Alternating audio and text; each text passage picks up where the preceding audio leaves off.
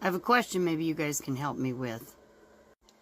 There's been so many absurd, out there, huge, terrible, cruel accusations against Brittany and myself. Tons. I'm struggling with this.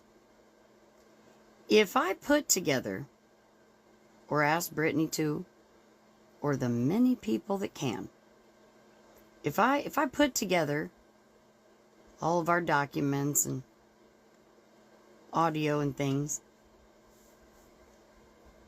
prove these people wrong, okay? If I do that, which I can, am I setting it up where every other survivor would then be expected to do that? That's my question. Because that's real. There are so many survivors out there of these places whose names aren't going to be in some fancy file, whose faces aren't going to be on the media. They remain voiceless. They're not going to walk out of this with a portfolio of their worst traumas.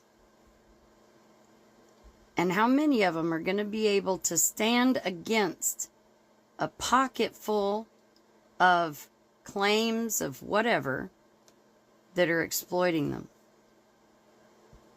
claiming the most atrocious shit I've ever seen? How many of them are going to be able to prove all of that wrong? See what that does to survivors? The whole point of the attacks and the hate is to trigger kill switches in survivors. They made it this far. They don't want to make it any further. There have been attacks because we have a mental illness. Every single survivor of this is going to have a mental illness. Dissociative identity disorder. Every single one of them. They're going to be all over the place. Yep. So that's my question.